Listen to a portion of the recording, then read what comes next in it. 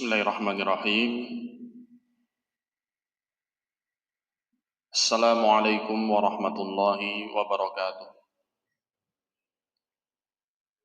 Alhamdulillahilladzi arsala rasulahu bil huda wa dinil haq liyudhhirahu 'alad dini kullihi wa kafa billahi shahida. Asyhadu an la ilaha illallah wahdahu la syarika lah iqraran bihi wa tauhida wa asyhadu anna Muhammadan 'abduhu wa rasuluh sallallahu alaihi wa ala alihi wa sahbihi wa sallama tasliman mazida amma ba'd. Pertama-tama tak lupa senantiasa kita panjatkan puja dan puji syukur kepada Allah Subhanahu wa taala. Salawat dan salam semoga senantiasa tercurah kepada Nabiuna wa Rasuluna Muhammad alaihi salatu wassalam, kepada keluarga beliau, para sahabat beliau dan orang-orang yang mengikuti mereka dengan baik hingga hari kiamat. Para hadirin yang semoga dirahmati dan dimuliakan Allah Subhanahu wa taala, walhamdulillah di pagi hari ini kita bisa bermajelis di rumah Allah yang mulia ini, di kesempatan yang semoga Allah berkahi ini kita saling bermunasahah, bermudzakarah. Di antara yang bisa kita ingat di kesempatan kali ini sebuah hadis yang diriwayatkan oleh Imam Tirmidzi dan Ibnu Majah dengan sanad yang sahih, bahwasanya Rasulullah alaihi salatu wassalam bersabda, "Man asbaha minkum aminan fi sirbihi, mu'afan fi jasadihi, wa 'indahu qutu yaumihi, faka'annama hizat lahu dunya." Sebuah hadis yang begitu agung, yang jika kita memahami dengan pemahaman yang mendalam, kita akan bisa merasakan betapa besarnya nikmat Allah Subhanahu wa taala yang kita dapatkan.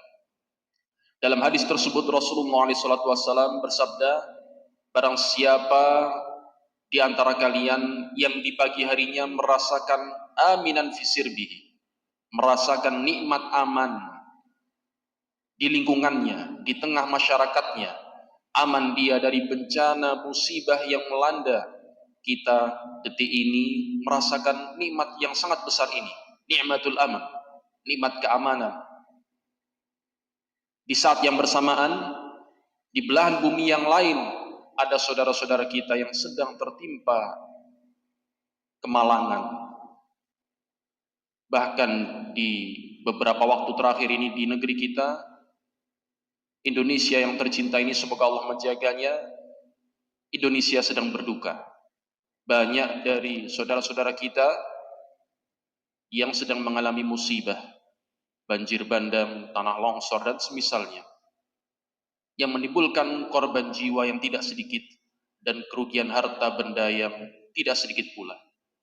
Maka dalam hadis yang mulia ini, mari kita mengingat bersama nikmat yang besar ini, nikmatul aman, nikmat berupa keamanan. Rasulullah SAW menyebutkan, man asbaha minkum aminan fi sirbi, barang siapa di antara kalian merasakan nikmat aman ini di pagi harinya, di tengah-tengah lingkungannya, di tengah-tengah masyarakatnya, mu'afan fi jasadihi, badannya sehat, tidak tertimpa penyakit, wa indahu qutu yaumih, dan dia memiliki makanan pokok untuk hari itu, untuk dia konsumsi beserta orang-orang yang berada di bawah tanggungannya, keluarganya, anak istrinya. Dia telah mendapatkan jaminan itu, dia bisa makan makanan pokok di hari itu. Apa kata Rasulullah? 3 nikmat yang besar ini, nikmat aman, nikmat sehat, dan nikmat bisa memiliki makanan pokok di hari itu, faka'annama hizat lahu dunya, maka seolah-olah dunia ini sudah dikumpulkan baginya. Artinya apa? Itu sudah cukup. Nikmat yang sangat besar, tinggal bagaimana kita mensyukurinya. Para hadirin rahimani wa rahimakumullah, tentunya barakallahu fikum, Allah Subhanahu wa taala di antara sunnatullah, ketetapan Allah Subhanahu wa taala, Allah memberikan ibtila, imtihan, ujian kepada hamba-hambanya. Dan imtihan itu ada dua macam. Terkadang Allah Subhanahu wa taala memberikan ujian berupa ar-raha, al-khair, kebaikan, kelapangan, kesehatan, kekayaan. Itu adalah ujian. Dan terkadang Allah Subhanahu wa taala memberikan ujian dalam bentuk yang lain. Ujian berupa asyar, ujian berupa kejelekan, musibah, sakit, kefakiran, kemiskinan, itu pun juga musibah. Itu pun juga ujian dari Allah Subhanahu wa taala. Allah Subhanahu wa taala menyatakan di dalam Al-Qur'an, di dalam surat Al-Anbiya ayat yang ke-35, Allah Jalla Jalaluh menyatakan kullu nafsin dha'iqatul maut. Setiap jiwa pasti merasakan kematian. Wa nabluukum bisyarri wal khairi fitnah, dan kami uji kalian bisyarri wal khairi fitnah. Ujian berupa kejelekan, berupa kebaikan sebagai bentuk fitnah, sebagai bentuk ujian. Wa ilaina turja'un, dan hanya kepada kamilah kalian kelak akan dikembalikan. Al-Imam Ibnu Katsir rahmatullahi ta'ala alaih di dalam tafsirnya ketika menjelaskan ayat ini di bagian atau penggalan ayat wa qauluhu, dan firman Allah Ta'ala wa nabluukum bisyarri wal khairi fitnah, kami uji kalian dengan kejelekan dan kebaikan sebagai bentuk ujian. Ai nakhtabirukum bil masaib tarah wa bin ni'ami ukhra, yaitu makna dari ayat ini, kami menguji kalian, memberikan cobaan bagi kalian berupa masaib, bentuk jamak dari musibah. Kami uji dengan musibah-musibah, bencana, terkadang dan terkadang pula dalam bentuk ujian yang lain, yaitu dengan nikmat. Maka hakikatnya nikmat itu juga ujian dari Allah Subhanahu wa taala, kebaikan, kesehatan, kondisi lapang, kekayaan, semua harapan dan cita-citanya bisa terpenuhi, itu hakikatnya juga ikhtibar, ibtila, imtihan, ujian dari Allah Subhanahu wa taala. Apa hikmah di balik itu? Allah menguji hamba-hambanya dengan dua bentuk ujian ini. Baik itu ujian berupa nikmat maupun berupa musibah, yang seringkali manusia memahami yang namanya ujian itu hanya yang berupa kejelekan, musibah, sakit, kemiskinan, kefakiran, kesedihan, hal-hal yang menimbulkan kecemasan dan kegelisahan dalam dirinya, perkara-perkara yang dia cita-citakan, yang dia inginkan tidak tercapai, itu hanya seperti itu saja yang dipahami sebagai musibah. Padahal hakikatnya di dalam ayat yang mulia ini Allah tegas menyatakan bahwasanya al-khair, kebaikan, nikmat, kesehatan, kekayaan, kecukupan, kelapangan, kondisi aman sekalipun, terbebas dari bencana, musibah, itu juga merupakan ujian dari Allah Subhanahu wa taala. Ujian yang bentuk kedua ini jarang orang menyadarinya, sehingga banyak orang tertipu dan lalai ketika mendapatkan ujian yang bentuk kedua ini, ujian berupa nikmat. Dalam hadis yang sahih Rasulullah mengingatkan, ya, bahwasanya kebanyakan manusia lalai. Ni'matani maqbunun fihi ma katsirun minan nas, as-sihah wal faragh. Dua nikmat yang seringkali manusia lalai darinya, nikmat sehat dan waktu luang. Sehat, dia merasakan bugar dalam jasadnya, dalam tubuhnya, tapi dia pergunakan untuk perkara yang sia-sia. Dia punya waktu luang, tapi diisi untuk perkara-perkara yang tidak bermanfaat. Maka Rasulullah menyatakan banyak manusia tertipu di dalam dua bentuk nikmat tersebut, yang itu hakikatnya adalah ujian dari Allah Subhanahu wa taala. Al-Imam Ibnu Katsir rahimahullah melanjutkan dalam tafsirnya, apa hikmah di balik ujian dengan dua bentuk ini? Hikmahnya linanzura man yashkur wa man yakfur, agar kami melihat, yaitu Allah Subhanahu wa taala melihat siapa di kalangan hamba-hambanya yang ketika diuji dengan ujian nikmat kebaikan, siapa yang bisa bersyukur dan siapa yang justru mengkufuri nikmat itu. Tidak bisa menegakkan asyukru lillah, tidak bisa menunaikan kewajiban syukur kepada Allah Subhanahu wa taala. Wa man yasbir wa man yaqnut, dan siapa yang bisa bersabar ketika menghadapi ujian bentuk yang kedua, yaitu ujian berupa apa? Asyar, kejelekan, sakit, tertimpa musibah banjir bandang, longsor dan semisalnya. Siapa yang mampu bersabar dan siapa yang justru berputus asa dari rahmat Allah Subhanahu wa taala. Kama qala Ali bin Abi Thalhah an Ibnu Abbas, sebagaimana hal ini ditafsirkan, sebagaimana tafsir ini diriwayatkan dari Ali bin Abi Thalhah dari Ibnu Abbas, ketika Ibnu Abbas, Abdullah bin Abbas radhiyallahu taala anhuma menafsirkan ayat wa nabluukum, yaqul, beliau radhiyallahu anhuma menafsirkannya aina batalikum bisyarri wal khairi fitnah, yaitu kami uji kalian wahai sekalian manusia dengan kejelekan dan kebaikan sebagai bentuk fitnah, sebagai ujian, cobaan, bisyiddah warraha, kondisi sempit dan kondisi lapang. Seringkali manusia pahamnya ujian itu kalau diuji dengan kesempitan, padahal kelapangan itu juga merupakan ujian dari Allah Subhanahu wa taala. Wasihhah wassaqam, kami uji kalian pula dengan kesehatan dan penyakit, wal ghina wal faqr, kondisi kaya, kekayaan dan kefakiran, wal halal wal haram, perkara yang halal dan yang haram. Siapa yang mampu bersyukur ketika dia bisa mendapatkan rizki yang halal, dia pergunakan yang halal itu untuk ketaatan kepada Allah, untuk meraih ridha Allah Subhanahu wa taala.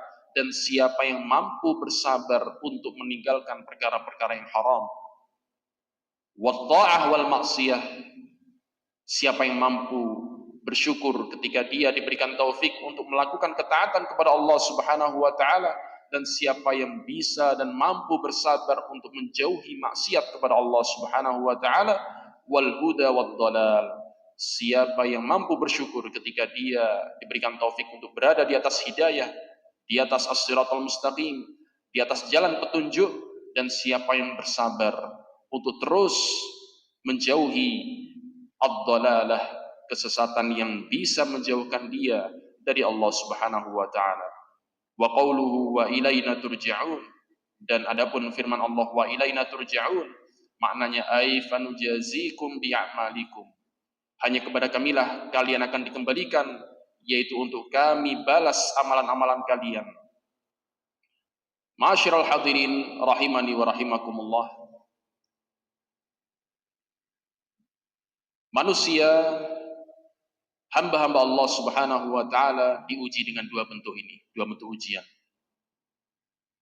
Sehat untuk kita bisa menghadapinya, meresponnya dengan syukur kepada Allah Subhanahu wa taala, dan nikmat sakit untuk kita respon, kita hadapi dengan as-sabr, yang mana hakikatnya asyukur was-sabr, bersabar dan bersyukur ini adalah kebaikan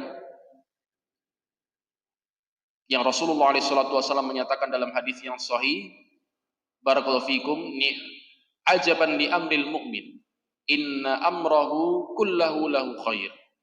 Betapa menakjubkan urusan seorang mukmin, seorang hamba yang beriman.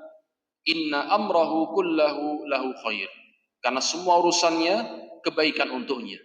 In asabathu sarra syakar, kalau dia mendapatkan ujian berupa kelapangan, kesenangan, nikmat, maka dia bisa bersyukur, mensyukurinya. Wa in asabathu darra sabar, dan jika dia tertimpa darra, musibah, kejelekan, perkara-perkara yang tidak dia senangi, maka dia mampu bersabar. Maka ini adalah hakikatnya kebaikan. Di setiap kondisi yang dialami hamba, bagaimanapun ujian yang menimpa diri seorang hamba, ketika dia bisa meresponnya dan menghadapinya dengan sabar dan syukur, maka semuanya adalah kebaikan. Para hadirin rahimani wa rahimakumullah, akan tapi yang perlu kita pahami bersama bahwasanya Islam mensyariatkan pemeluknya untuk melakukan al-asbab, melakukan upaya-upaya untuk mendapatkan kebaikan, al-afiyah, keselamatan dari segala bentuk musibah dan kejelekan. Kita kan tadi sudah tahu bahwasanya hakikatnya kebaikan dan kejelekan itu sama-sama ujian. Bagaimanapun yang kita alami, selama kita bisa menghadapinya dengan respon yang tepat, kalau nikmat, ujian berupa nikmat, kita respon dengan syukur. Ujian berupa musibah, kita respon dengan apa? As-sabr, kesabaran, maka itu adalah hakikatnya kebaikan. Akan tapi, syariat Islam mendorong pemeluknya untuk melakukan upaya-upaya mendapatkan kebaikan, untuk senantiasa diberikan nikmat al-afiyah dan menempuh sebab-sebab untuk menolak atau mencegah kejelekan jangan sampai terjadi, atau untuk mengangkat kejelekan itu setelah terjadinya. Di antara yang menunjukkan hal itu adalah doa yang disyariatkan ketika kita sedang melakukan sholat. Ketika kita duduk di antara dua sujud, kita disyariatkan untuk membaca doa atau zikir. Di antaranya adalah Rabbighfirli warhamni wajburni warfa'ni wahdini wa'afini. Syahidnya pada wa'afini. Disyaratkan kita untuk meminta al-afiyah. Wa'afini.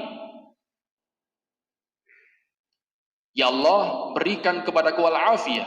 Al-afiyah maknanya adalah keselamatan, terbebas dari segala bentuk kejelekan yang menimpa diri seorang hamba, baik terkait dengan agama maupun dunianya. Ini yang disebut dengan apa? Al-afiyah. Kita disyaratkan untuk meminta kepada Allah al-afiyah. Begitu pula dalam hadis yang sahih diriwayatkan bahwasanya suatu ketika Al-Khalifah Ar-Rashid Abu Bakar As-Siddiq radhiyallahu taala anhu suatu ketika pernah naik ke atas mimbar. Kemudian beliau menangis. Di saat beliau menangis, kemudian beliau berkata, suatu ketika beliau menceritakan, suatu ketika aku melihat Rasulullah SAW naik ke atas mimbar dan beliau menangis. Kemudian beliau bersabda, Salullah al-afiyah. Mintalah kepada Allah al-afiyah, keselamatan dari segala bentuk kejelekan. Salullah al-afiyah. Mintalah kepada Allah al-afiyah, keselamatan. Karena tidaklah seorang hamba diberikan nikmat yang lebih baik setelah al-yaqin dibandingkan al-afiyah. Jadi nikmat al-afiyah adalah suatu nikmat yang besar, yang itu merupakan urutan kedua nikmat terbesar yang Allah berikan kepada hamba setelah al-yaqin. Begitu juga yang menunjukkan disyaratkannya bagi hamba untuk menempuh sebab-sebab untuk bisa mendapatkan al-afiyah, keselamatan, adalah apa yang disebutkan di dalam doa qunut, qunutul witir. Bagaimana lafaz doa qunut witir? Allahumma hdini fi man hadait wa afini fi man afait. Ya Allah, wa afini, berikanlah kepadaku, atau kalau lafaznya jamak wa afina, berikanlah kepada kami, karuniakan kepada kami al-afiyah, yaitu keselamatan dari segala bentuk kejelekan. Fi man afait, dan golongkan kami, masukkan kami ke dalam golongan orang-orang yang engkau berikan afiyah kepada mereka. Sehingga di sini menjadi jelas bagi kita bahwasanya disyaratkan bagi kita untuk menempuh sebab-sebab untuk bisa mendapatkan al-afiyah, as-salamah, keselamatan dari segala bentuk kejelekan. Dan juga disyaratkan pula bagi kita untuk menempuh sebab-sebab yang dengannya kita bisa mencegah turunnya musibah, mencegah datangnya musibah, dan mengangkat musibah itu setelah terjadinya. Dari sinilah kita mengangkat tema pembahasan ini, yaitu tema yang berjudul Kiat-Kiat Syar'i Mencegah Datangnya Musibah. Para hadirin yang dirahmati dan dimuliakan Allah Subhanahu wa taala. Syariat Islam sebagai syariat yang sempurna, memberikan tuntunan dan pedoman yang sempurna bagi hamba-hambanya, bagi para pemeluknya di semua sisi kehidupannya. Dan sebagaimana yang Allah Subhanahu wa taala sebutkan ketika Allah menurunkan Adam ke muka bumi, Allah berfirman, fa imma ya'tiyannakum minni hudan famanittaba'a hudaya atau faman tabi'a hudaya fala khaufun 'alaihim wala hum yahzanun. Barang siapa yang mengikuti petunjukku dan jika datang kepada kalian fa imma ya'tiyannakum minni hudan, jika datang kepada kalian dariku petunjuk, faman tabi'a hudaya, maka barang siapa yang mau mengikuti hidayahku, petunjukku, kata Allah, fala khaufun 'alaihim, maka tidak ada kesedihan bagi mereka, tidak ada rasa takut bagi mereka, dan tidak pula mereka bersedih hati.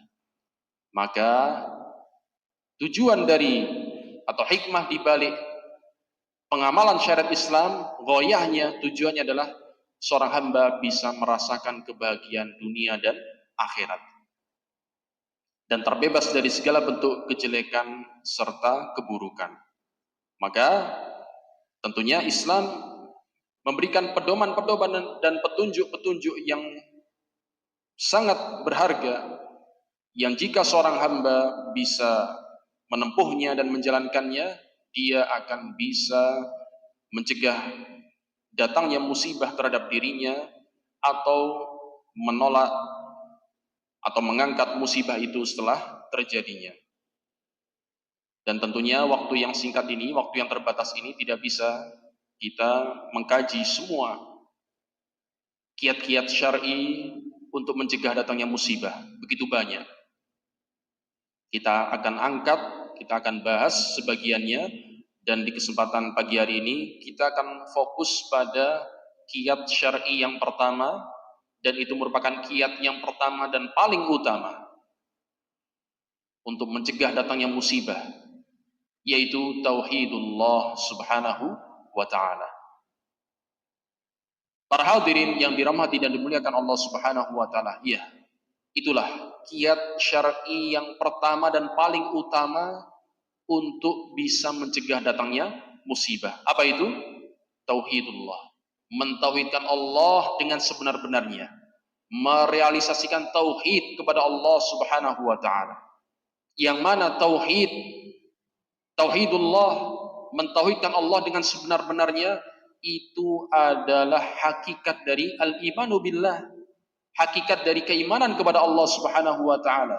Sebagaimana yang telah kita ketahui bersama, rukun iman ada berapa? Ada 6.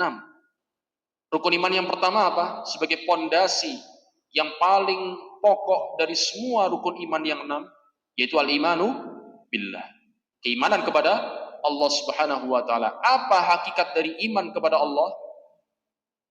Hakikat dari iman kepada Allah mengandung 4 unsur, 4 hal yang tidak sempurna keimanan seorang hamba kepada Allah subhanahu wa ta'ala sampai dia merealisasikan 4 hal itu. Yang pertama adalah al-iman biwujudillah, beriman bahwasanya Allah itu ada. Ini yang paling pokok. Kalau seorang sudah tidak beriman, tidak meyakini Allah itu ada, maka gugur keimanannya kepada Allah subhanahu wa ta'ala. Ini perkara yang pertama, beriman bahwasanya Allah itu ada. Kemudian yang kedua apa? Beriman bahwasanya Allah adalah satu-satunya pencipta, pengatur alam semesta, yang memberikan rizki kepada para makhluk, yang menghidupkan dan mematikan, dan Allah adalah satu-satunya penguasa alam semesta ini.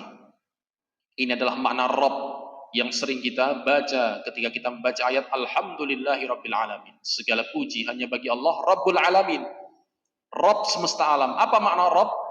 Yaitu yang terkandung padanya 5 makna. Al-Khaliq, Rabb adalah sang pencipta.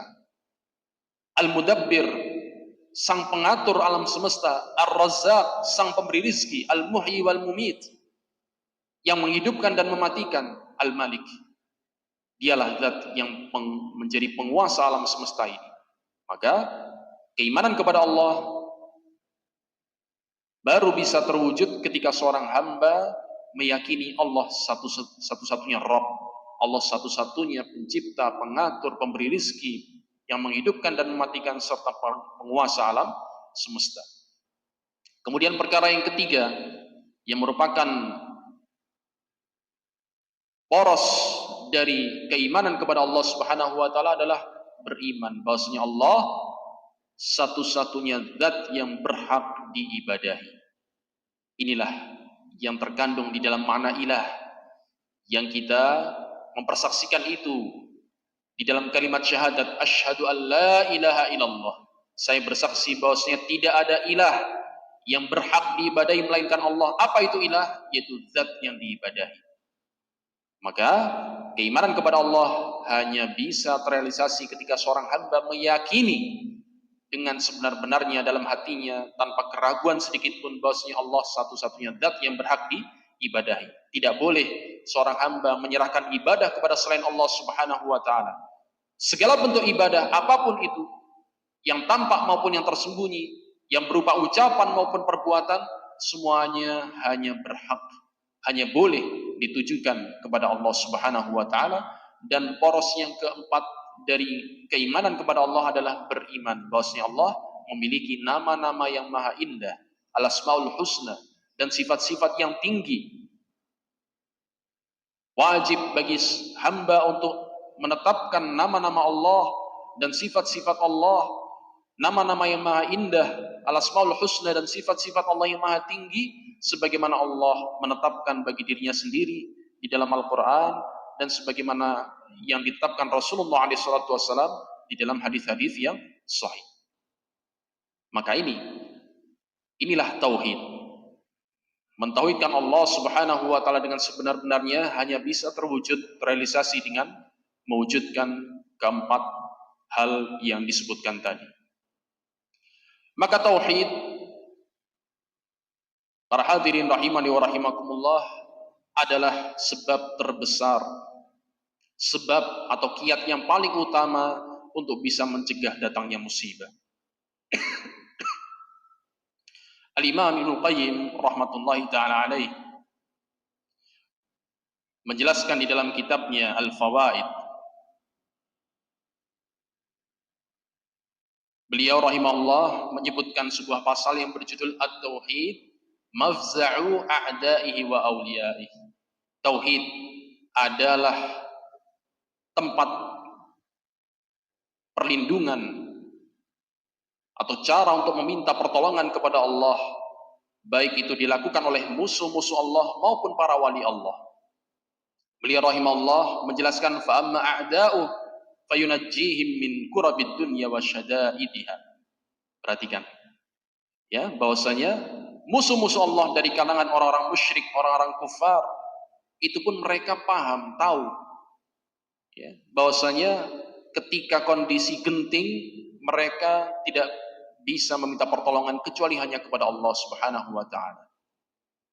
Maka ketika musuh-musuh Allah sekalipun, orang-orang musyrik, orang-orang kufar, ketika ya mereka meminta pertolongan hanya kepada Allah di kondisi genting, Allah berikan itu. Allah selamatkan mereka dari kejelekan-kejelekan dunia yang menimpa mereka. Hal ini sebagaimana yang Allah Subhanahu wa taala sebutkan dalam surat Al-Ankabut. Surat Al-Ankabut ayat yang ke-65. Allah Subhanahu wa taala berfirman, "Fa idza rakibu fil fulki da'awu Allah mukhlishina lahuddin." Allah menyebutkan dalam ayat ini tentang siapa?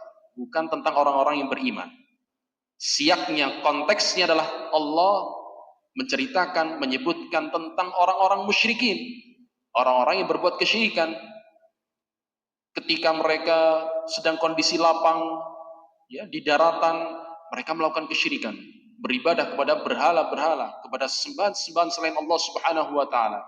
Tapi ketika mereka berada di tengah lautan, sedang menaiki perahu, kapal, kemudian ditimpa badai ya di tengah laut, mereka yakin dan mereka paham berhala-berhala yang mereka ibadahi di daratan tidak bisa menyelamatkan mereka ketika sedang berada di tengah-tengah laut. Maka mereka memurnikan doa hanya untuk Allah Subhanahu wa taala. Allah sebutkan dalam ayat ini, "Fa idza raqibu fil fulki da'awallaha mukhlishina lahuddin."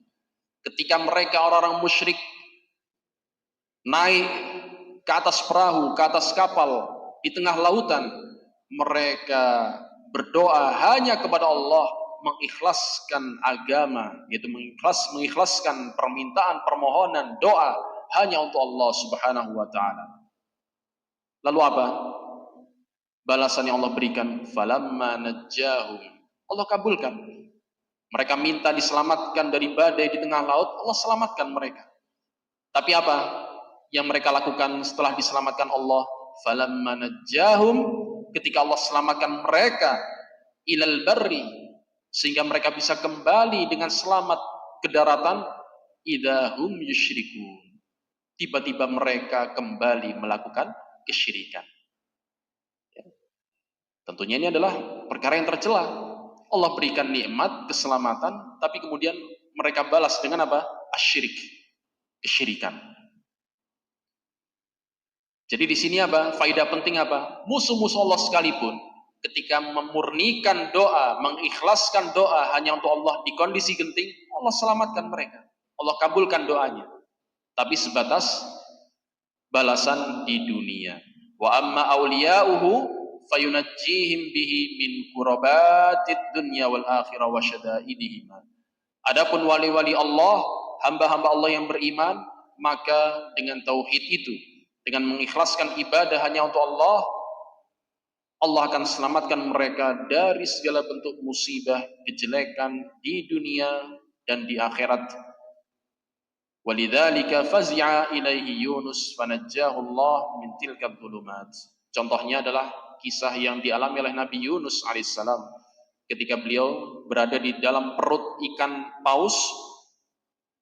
Ya, beliau ditelan oleh ikan paus. Tidak ada yang bisa menyelamatkan ketika itu selain Allah Subhanahu wa taala. Maka di tengah-tengah kegelapan yang beliau alami, kegelapan dalam perut ikan, di dalam lautan yang dalam dan di kegelapan malam, beliau berdoa dengan apa? La ilaha illa anta subhanaka inni kuntu minadh dhalimin. Doa Nabi Yunus yang dengannya Allah selamatkan beliau berisi doa berupa kalimat tauhid.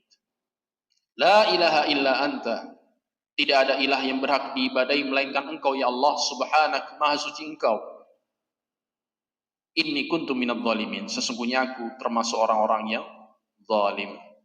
Maka Allah selamatkan beliau dan Allah keluarkan beliau dari perut ikan paus yang telah menelan beliau. Allah menyebutkan dalam ayatnya, fastajabna lahu wa najjaynahu minal gham. Maka dengan doa yang mengandung kalimat tauhid itu, Allah kabulkan doanya dan Allah selamatkan dia dari kesedihan yang menimpa dirinya, yaitu musibah berupa ditelan ikan paus. Wa kadzalika nunjil mu'minin, dan demikian pula akan kami selamatkan orang-orang yang beriman. Yaitu kapan? Ketika merealisasikan tauhid kepada Allah Subhanahu wa taala. Ma'asyiral hadirin rahimani wa rahimakumullah, sampai jam berapa ini? Batas waktunya.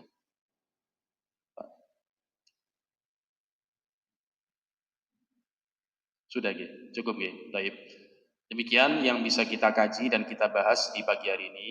Mudah-mudahan bisa kita sambung di kesempatan yang lain. Jadi kesimpulan di pertemuan kita pagi hari ini bahwasanya kiat syar'i yang pertama dan paling utama untuk mencegah datangnya musibah adalah tauhidullah. Mentauhidkan Allah dengan sebenar-benarnya. Itulah kiat yang paling utama yang harus ditempuh agar seorang hamba bisa selamat dari musibah, ya, mencegah musibah sebelum terjadinya dan mengangkat musibah itu setelah terjadinya. Mudah-mudahan bisa kita kaji kiat-kiat syar'i yang lain di kesempatan mendatang biidznillah taala. Wallahu taala alam bisawab. Wassallallahu wasallam wa baraka ala nabiyina Muhammad wa ala alihi washabbihi ajma'in. Wassalamualaikum warahmatullahi wabarakatuh.